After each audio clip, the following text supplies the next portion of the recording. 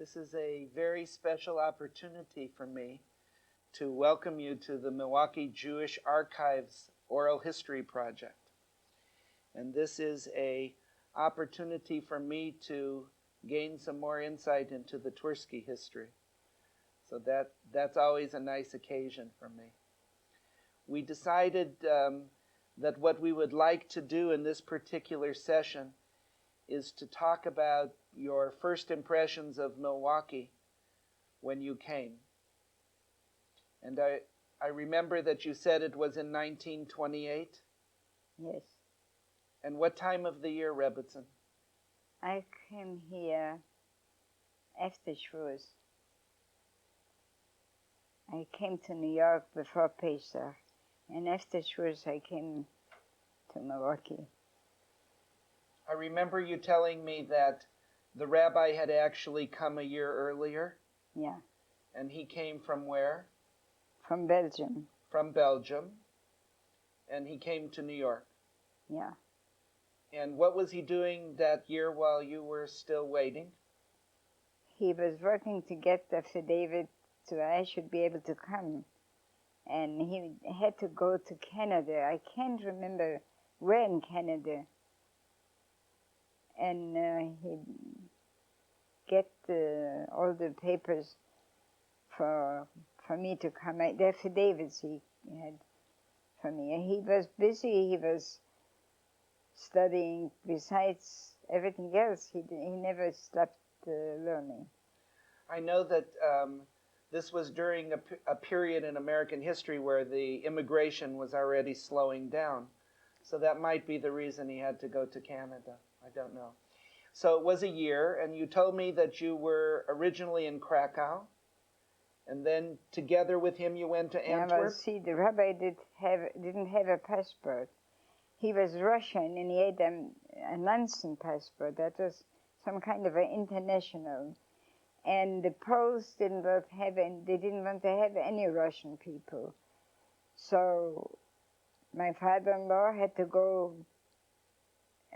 He didn't want to go back to Russia, so he went to Belgium. And then we went to Belgium, my husband and I and the kids.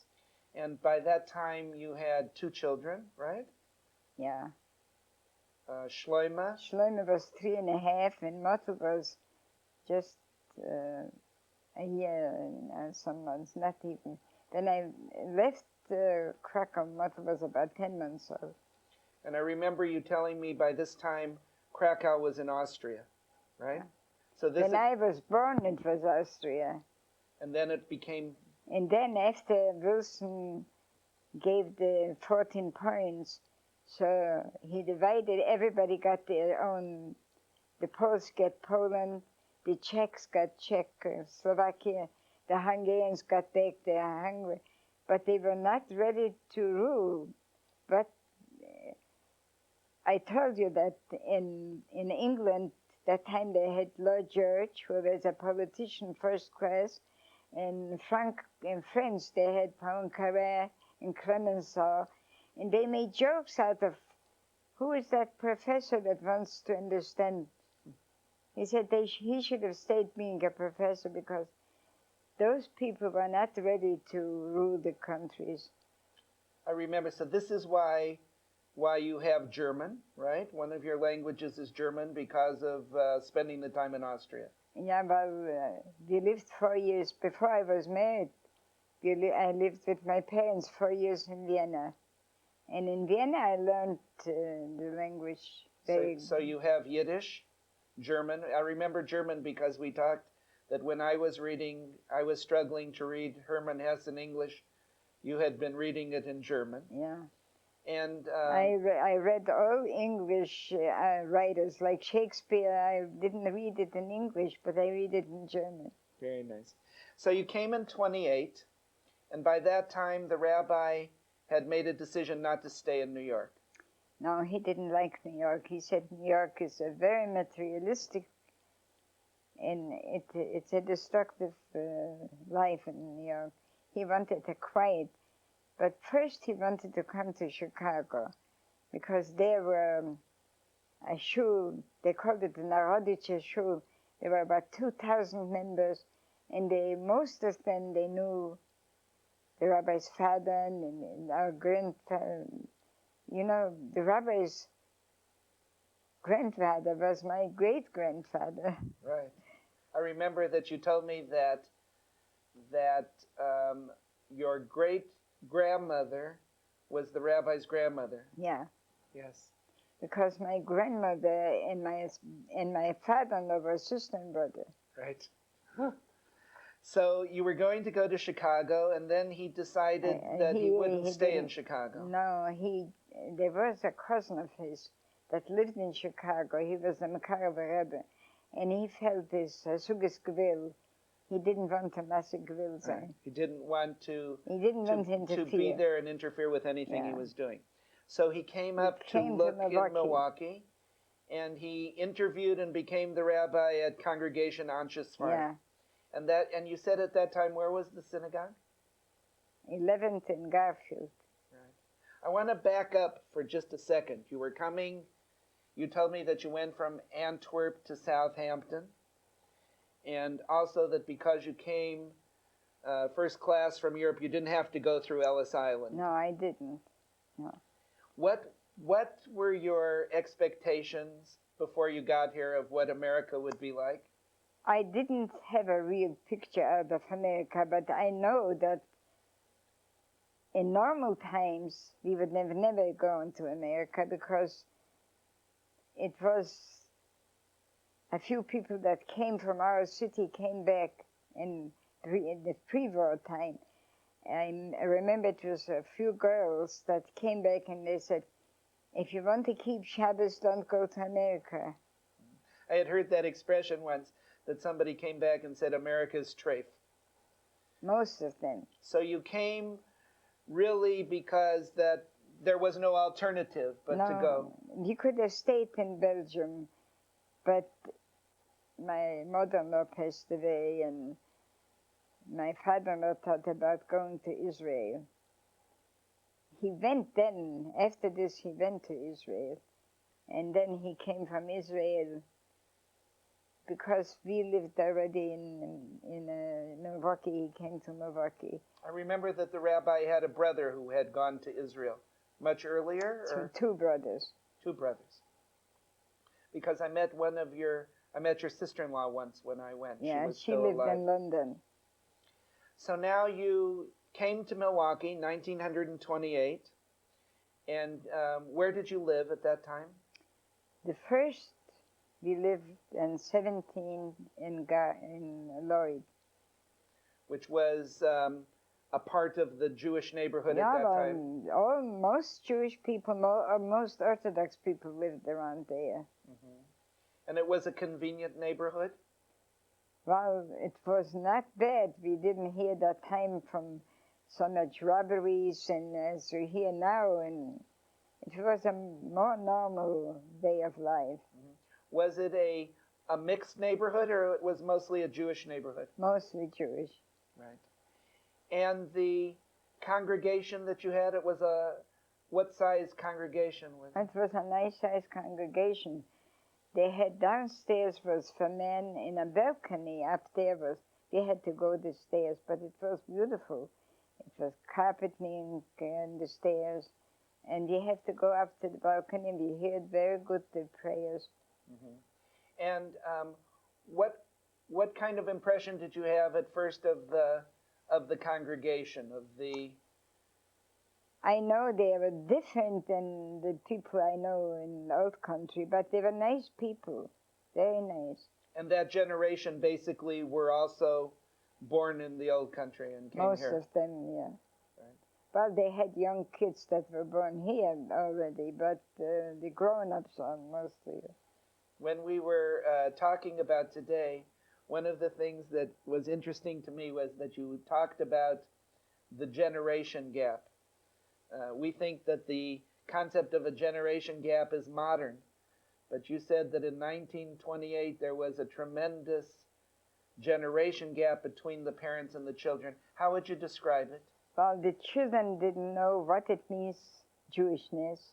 They were Rebbetzin, they were not bad, but they didn't know what it is.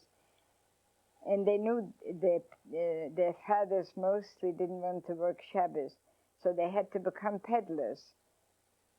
And to make that time enough for rent, some fathers had crying spells when they woke up their children to go out with the newspaper to help out to pay rent.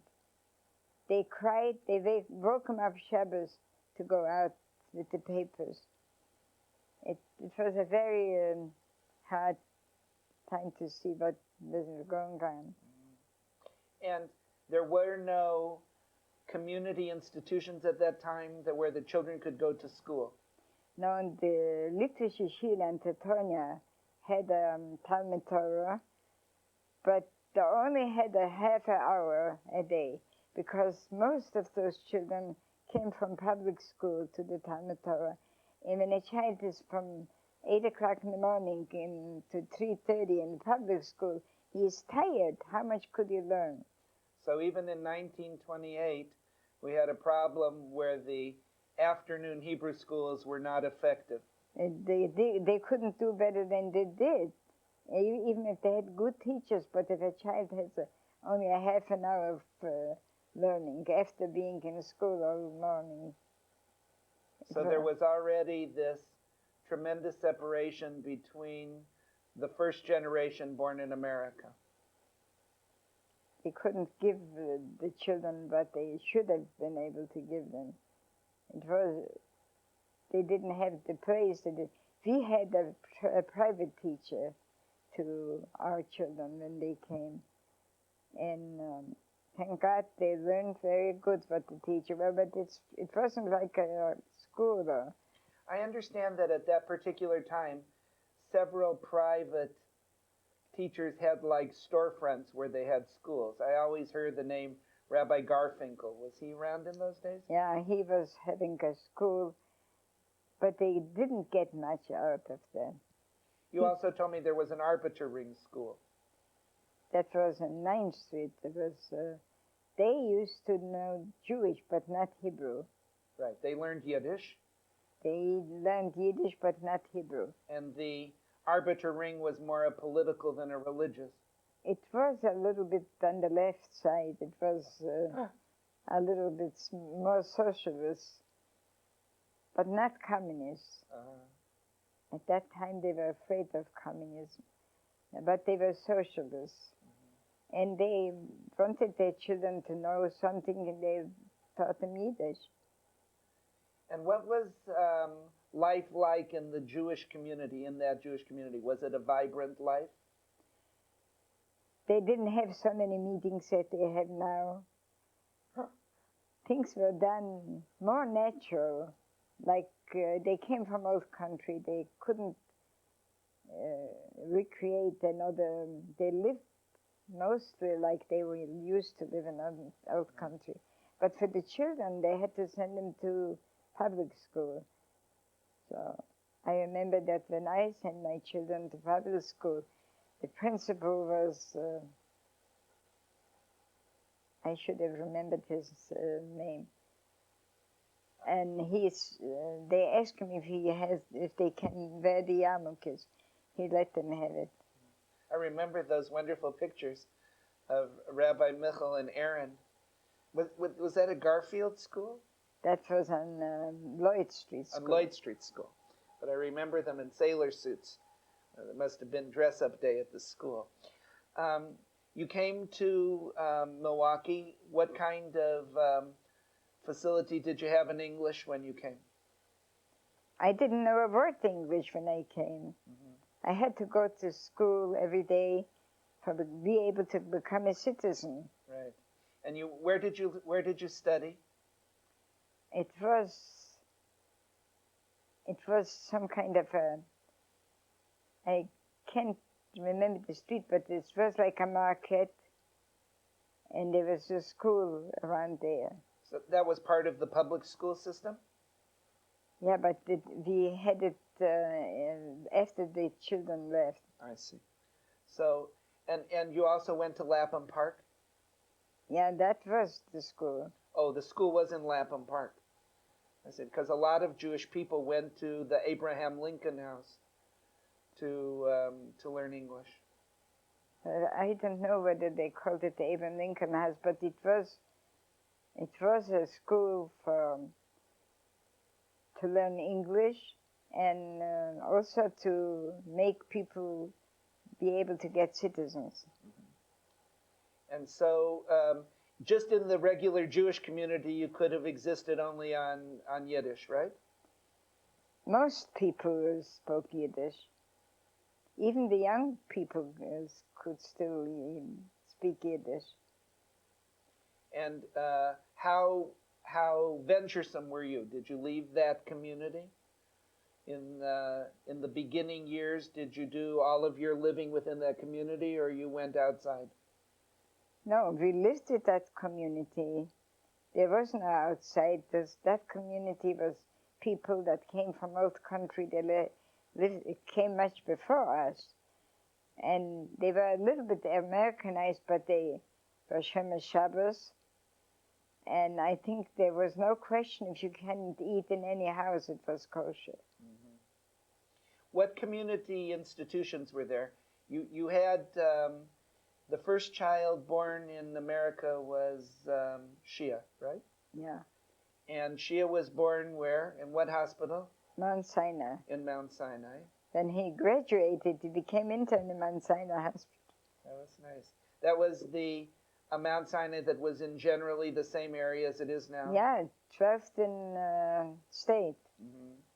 But it was different. It was smaller, but they had more privileges that time.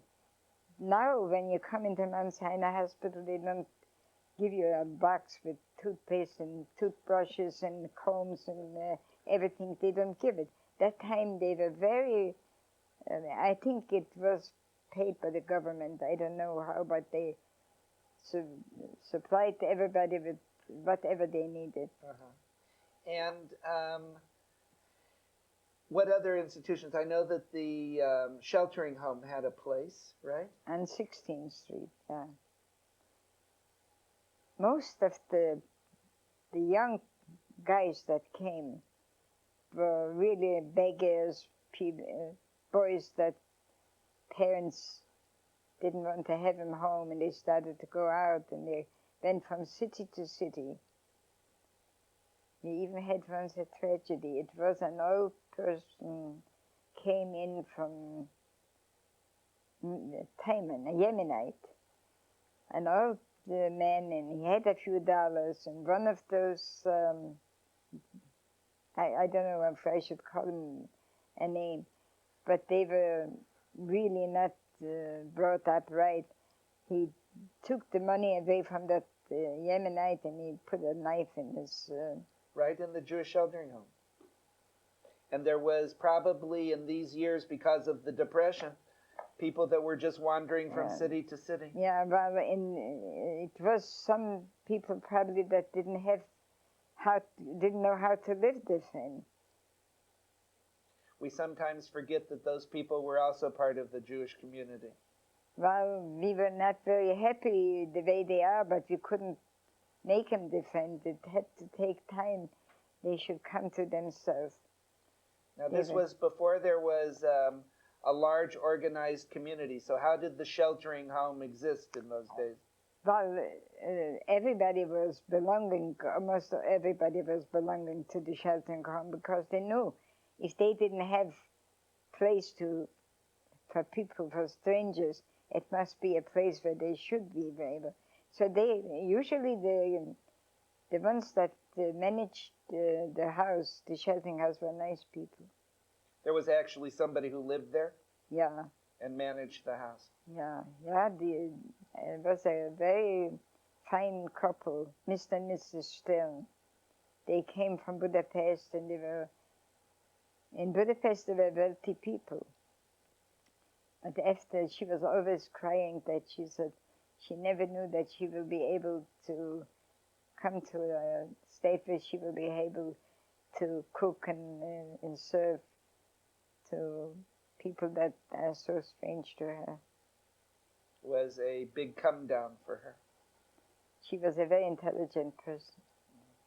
How long did you live on Lloyd? We lived on 11th Street. Yeah. And now the first we lived on 17th Street. Not too long, about a year maybe. That was a very Jewish street. Almost every house was by Jewish people. And people who, when we talked last night, you remembered all the names. I think that you said the Schusters lived there. Schusters lived on 17. Derzevitz, they call themselves Derzevitz. Then their children put down to Derzin. The Durzan family. Yeah, and Sukkers and I can't remember all of them, but there were every house was taken by. How big a place did you have there? I have on 11th Street. I already had an upstairs and a downstairs. I see. Because you told me in the beginning of your time in Milwaukee that you had Kanahara lots of company for Shabbos. Yeah, they came in from. They knew my husband, they knew my father-in-law. They even knew our grandparents. So they came in there like thirsty people are looking for water. It was for them a big privilege. And your second place was a whole house? Yeah, that was on 11th Street. And a large house? Yeah, very large. I had 4 bedrooms upstairs, and I had a big front room and a big dining room and an office downstairs. That was important because one of the Twerski hallmarks was always entertaining. Yeah. I imagine you had big pots. Yeah. From that time, I had very big pots. In fact, some pots are still around there. And they stay in the basement. I don't use them.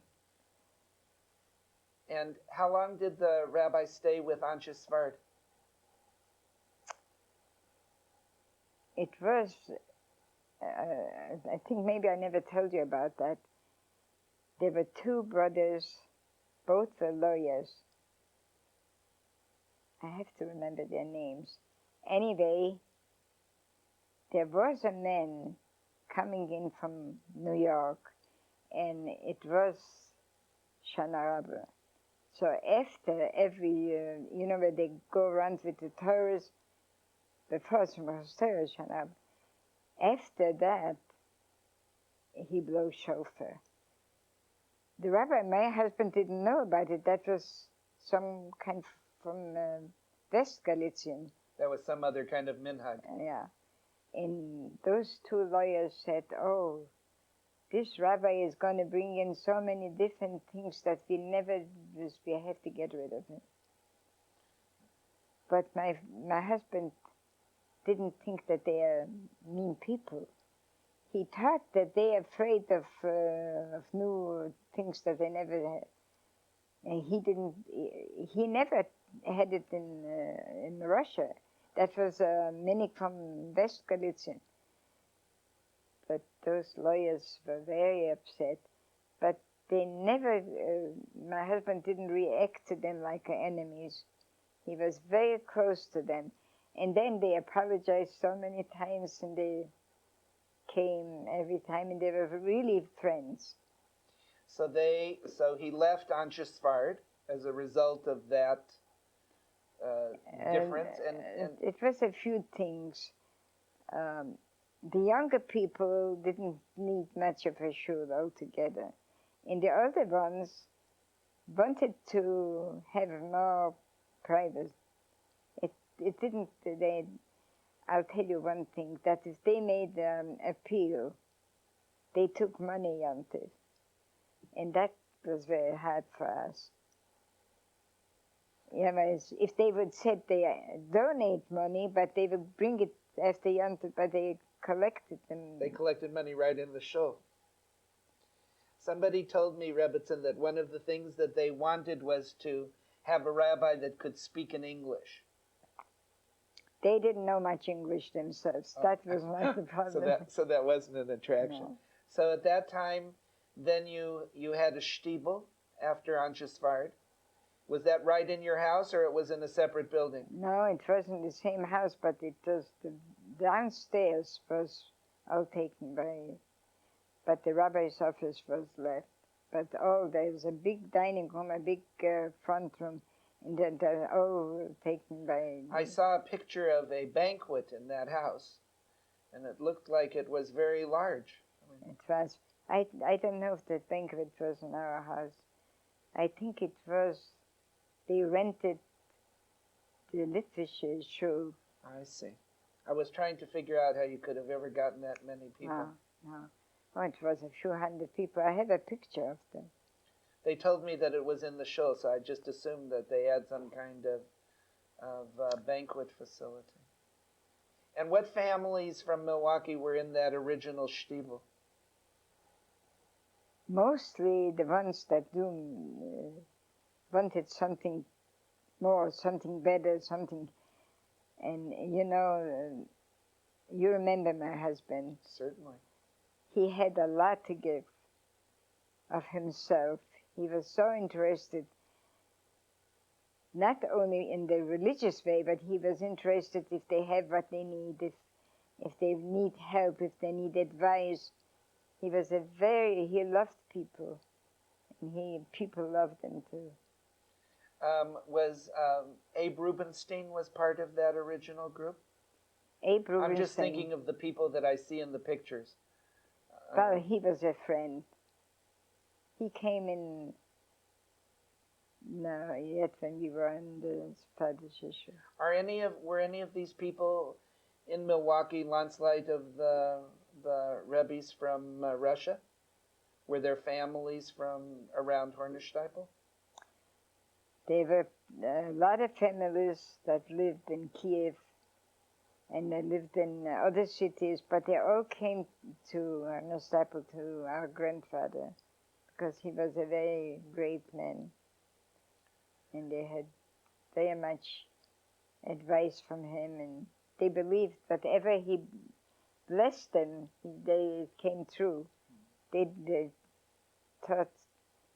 told us so many stories about what happened to them, how their lives were saved because of him, and how much good advices he had from them. Now, this was in the 30s when you were raising 5 children. Was it a difficult time in Milwaukee during those years? Yeah, it changed. It changed a lot. Because it was becoming a bigger city? Because of what? The people changed also, and the younger group started to learn a little more, and they were already aware that they missed a lot. I couldn't go we didn't have no yeshiva here. So some of them went already to other places to learn. The first child that you had that went away was Shlomo. And yeah. Do you remember how old he was when he went away to yeshiva? Oh, he was very young yet. He wanted to know, and he was a big scholar. I think that he was in the yeshiva the best. That's what those teachers told us. So that if he was 3, must have been like before the war that he already went to Chicago. Would have been in the early 40s. Was bar mitzvah age when he went to Skokie. You're talking about Michal and Aaron. No, I'm talking about Shlomo. Shlomo didn't go much to Skokie. He went to... Oh, I think he went to Torah Vodaas, right? That's New York. Right. It was the younger boys who went to Skokie. The younger boys went to Skokie until one time there were a bunch of colored boys ran after them and they hit them. Michal came home with a black and blue eye. And my husband said, "You're not going to go anymore there," because they couldn't defend themselves. So that's when they went to Baltimore. Yeah, I remember that by that time, the yeshiva in Chicago was they moved. in a very difficult neighborhood. Eventually, they moved to Skokie, I think at that time they were on the west side of Chicago. I remember the Well, rabbi even the telling me. big shul, the Narodichi shul, was sold. Yeah, they had a whole strip of. I remember when I went to Chicago, when somebody showed me, they had a whole street of beautiful shuls in Chicago that just everybody had to abandon eventually. They couldn't go on anymore because it was dangerous. Young kids was dangerous to be around. One of the things that many of the older adults that I work with at the center told me was the division in the city between the Eastern European Jews and the German Jews. Did you have any impression of the German Jewish community when you came here? We knew the German Jews from old country. There was two kinds German Jews. Some German Jews were very religious. That was from the school of Samson Rav Hirsch, that they had very religious students there. But some was assimilating very much. Like I remember that I was having a book of Mendelssohn. Yes. And my father thought they should be burned. Because he was the first one that said, you can be a Jew in the house, and in the street you should be just a man. Not. And they wanted to camouflage the Jewishness, which was the first step to assimilation. You also told me about, I wanted to talk with you a little bit about some of the organizations that you belonged to in those early years. I belonged to a few organizations. For one, I was criticized because it was the Rebbetzin, and they were like a little bit socialist. So, but I did belong, and they had the speaker a lady speaker came from Israel, and I thought that she was very good. I didn't see anything wrong. But the Rebbetzin they looked at Rebbetzin like a socialist group. That was the group with Golda Meir? Golda Meir was still not president, but she was belonging to. There was another lady that came from Israel. From Milwaukee, there was the commissars. You know that the Mordechai Lee, his grandparents, they were very big Zionists. I know that because I worked for many years in the Beth Am building, and the commissar's pictures were there. And I remember that when Mordechai Lee came, in fact, I think that when they closed up Beth Am, Mordechai Lee came to take the pictures. I remember that his grandmother came back from Israel, and she was telling us, I remember exactly how it was. She tells us like this. In Israel, I told them, why doesn't Ben Gurion go to shul? Eisenhower goes to church. So if American president goes to church, why shouldn't the Israeli go to shul? And then Mrs. Ben Gurion said, please don't compare my husband to that Goy Eisenhower. Did your husband have any contact with the other rabbis in the city? I mean, I think that was the time when... Well, he was a friend with Switchko at the beginning, when they had the temple on 40th Street. They had 40th and Garfield, 40th, I think. yeah. And I don't know many other rabbis at that time. Rabbi Scheinfeld, I think. Rabbi Scheinfeld was the oldest rabbi, and he was a very spiritual person and a very honest person. He would never do anything that is wrong for money. Yeah. We have his name is on the Moas Chitin Fund. Yeah. People speak of him very reverently. Well, he was the emes itself. I wanted to go back to this question of the German Jewish population in Milwaukee. They were the established population by the time everybody came. they were coming much before the other. The Russians came about the same time, but a little later. And they came, and some of them were still religious, but some of them were very assimilated. Was there an Orthodox community on the east side at that time? It was not the Reform. Like, I remember Frank Grossman once came in and he said that he came into that Reform temple and they told him to take off the yarmulke. And he was very shocked about that. He said, if in a shul they tell me, if it's a church, they tell me I would take it off, but in a shul I didn't want it. He was very shocked about it. That wasn't one of the best things that they did anyway, because it wasn't giving anybody anything. I wanted to ask about life in the city. I think that you told me that there was a special page in the forwards.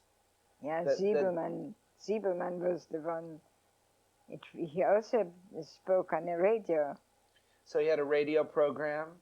He was the representative of the forward in Milwaukee. They also had a resort, right, in Economowoc. Yeah. Where did you go if you wanted to get away from the city in those days? We didn't go in the beginning. That took a long time until we had. We rented a little bungalow at Cedar Lake. And that Cedar Lake was that time like a little Jewish city. I still remember Cole Brothers for that time, and the boys used to come in and they asked, they want to make Kiddush. They came into my Shia. Shia made them make Kiddush, and there were a lot of Jewish people. I remember there was one little girl, Shirley was his name. Her grandmother called her Shuli, and she said, where your father davens? He said, Schmidl begidl. Smedish Hagudl, she couldn't say Schmidl begidl. And the kids laughed at that so much. It was all kinds of, but it was still religious Jews. We have, the time has gone very fast. I wanted you to see if you would do a little reflecting. Here next year is going to be your 60th anniversary in Milwaukee. Yeah. As you look around today, what are your feelings about the community today? Well, in a way, it's much more educated. They have good schools. I mean, Talmud Torah, they had a day school now. I had a girl coming to my house which went 7 years to the day school, and she is so religious. She wouldn't eat a thing that's not kosher, and she wouldn't eat without a brocha. She, very religious girl. So you have good feelings about the Milwaukee Jewish community 60 years later? Well, it's much better than it was. The old timers were religious, but they couldn't be what they want to be, because Shabbos they didn't have jobs because of Shabbos. They're very poor and they didn't know what to do with themselves. They didn't want to work Shabbos. And when they came twice, the first time they said something happened. Then the manager found out that it's because of Shabbos. So in the first week that they worked, they called in and said that they were sick. But there's too many excuses. So they found out and they couldn't. It was very hard. Still, some went into business, like the Lerner brothers. They had dairy, and they had wholesale eggs, and they went into business, but not all of them. So that the freedom that we have today, the economic freedom, has given people some opportunity to live according to Jewish life. I'm very appreciative of this opportunity. because it fills in Father, I just don't know some wonderful blanks for me. what good it will do now. It will give other people who are living in the city an opportunity to treasure this particular. Yeah, well, it's a much more beautiful place to live now than it was. But there were some nice things about that community. You mentioned before that there was less robbery. Oh, and that was very. He wouldn't be afraid to go out at night now. If a child goes out at night, you warn him, don't stay out when it gets dark, come back. And there was a big sense of community then, of people reaching out to help each other. Oh, yeah. There were very many friends that stick together. You told me a cute story that I want to include in this about your preparations to study for your citizenship. Yeah. Well, it was, I didn't know English and I had to learn from the scratch I had to learn. But I had a very good teacher. She was a lady, I can't remember her name, I should.